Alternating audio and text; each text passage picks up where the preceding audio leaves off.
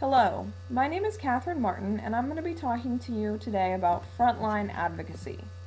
This presentation is entitled A for Advocacy because it covers the basics of advocacy, frontline advocacy specifically, for academic librarians. We're going to talk about a few things today. We're going to talk about what is frontline advocacy, how can individual staff members do activities that enhance the frontline advocacy aspects of their library, how can it help your library, and how can it help you. The first thing I want to do is talk to you a little bit about what frontline advocacy is. The current ALA president, Camila Alier, developed this initiative in 2010 as a way to get library staff involved in all levels of library advocacy. And this is a quote from one of her articles. The traditional focus has been on how to interact with elected officials and decision makers. Frontline advocacy is about everyone else, those not in top-level positions, who deal with decision makers, learning to articulate the message to people both inside and outside the library. Almost all library employees are on the front lines at some point. You interact with patrons or you interact with constituents during some part of your daily routine. And each of those patrons or constituents, each of those individuals, is a potential advocate for your library.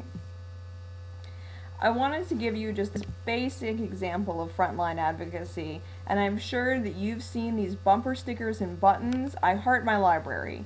And it's just a really basic way to show that you're an advocate for your library on an everyday basis.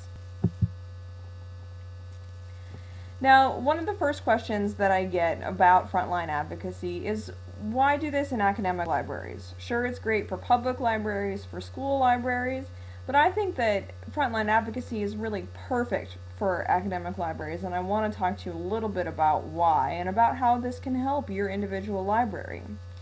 Academic library staff are perfectly poised to learn what library users and others have to say about the library, as well as to inform people about the library's value and needs as part of a common and naturally occurring relationship. That's from ALA's Frontline Advocacy Toolkit for Academic Libraries, and I think it's really true. When you think about your day-to-day activities in an academic library, you have great opportunities for truly rich interactions with your students, with faculty members, and with staff from all kinds of divisions throughout your institution. You're working with a highly engaged and motivated constituency, again, students, faculty, and staff, and the individual librarians have a personal interest and investment in the library. So the next thing that I want to talk about is, what can individual people do? What can I do to practice frontline advocacy? You can promote the library to people in your life. Showing that you love and that you use the library resources is the best advertisement that you can have. Again, the I love my library is a great example of this. Other ways that you can do this are to just, talk about the library's services to your friends, to your colleagues, especially to students who are struggling with homework or looking for a book recommendation. You can also do this in your personal life a lot, from everything from putting that bumper sticker on your car to mentioning the library and sharing their articles in your personal social media. You can also engage in issue-based advocacy. Now, this really depends on what's going on in your library, what's happening in your community. There are lots of different projects, and you really look to your library leadership to provide you with language and tools to talk about specific issues that are happening in your community. So in this presentation, I'm really focused on the personal promotion, how you can be a frontline advocate for your library. Another question that I get is, why should I do this? How is this going to benefit me?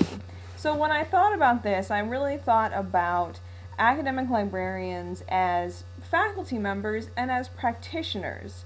So, you can use frontline advocacy to get a buzz or an interest going for something that you're interested in pursuing research-wise or project-wise. Get students and faculty and other staff members involved with research that interests you. Think about publications, think about conference presentations, think about grant applications, and look for things that you can be an advocate for with students. That's all frontline advocacy is getting people engaged. Talk to those students. What would they like to see in the library? What do they not like about the library? And use your own skills to be an advocate for what those students are looking for. You're turning them into advocates for the library and also enhancing your own professional practice. Do a write-up on a project you're doing, on an initiative for the student newspaper, for the alumni newsletter, for a faculty email blast. Tell people about what you're doing. And best of all, get out of your office and partner with other units and departments, in particular ones that you have an interest in. If you have a background in counseling, maybe you were an RA as an undergrad, work with student affairs. If you have a particular academic interest, get engaged with that department and the research that they're doing. Really get out there and find things that interest you and make it personal. What ways can you get help? If this sounds just totally overwhelming or you just want to learn more about it, the first place I want you to check out is ALA's Advocacy University. It's got tips, it's got articles, it's got webinars. I've got a handout that you're going to receive with this presentation that's got the links and everything, so you can just click on them. Also check in with your state library association. It's a really great place to get some more personalized help and tools. Another publication that I'd suggest is by the Association of College and Research Libraries, and it's called The Power of Personal Persuasion, Advancing the Academic Library Agenda from the Front Lines. So this talks more about that issue-based advocacy that I was mentioning, as well as some of the personal advocacy tools, and it's a great read to get a lot of different ideas about how you can practice frontline advocacy in your library. If you just remember a few things from this presentation, these are what I want you to remember. Advocacy is about engagement, especially frontline advocacy. Find a way to do frontline advocacy that is fun and useful to you, that enhances your personal practice and your professional practice. Find something that you can put on your resume. Frontline advocacy is library, individual, and university specific. Your institution is going to have different things going on and different priorities. Your students are going to have different interests and different things that they want to see in the library. Your community is going to have different needs and different things going on. Work with them. I really believe that academia is the best place to do frontline advocacy because it's full of the opportunities. Your institution is a rich community, and you can use those connections to make your library an even more wonderful place. Now, it wouldn't be an academic presentation without some works cited. So I want to give a special hat tip to the title idea for A's for Advocacy by an article from Young Adult Library Services, which is a school library advocacy alphabet. So they go through the whole alphabet, which I didn't do, but it's where I got the idea for the title. In my handout, you'll see all these resources, and they are just a great look at different types of frontline advocacy, how it's used in different places, as well as some links to some of the other tools that I talked about. So thank you for hanging out with me today and learning a little bit about frontline advocacy. And just remember, A is for advocacy. You can do it every day. Thanks.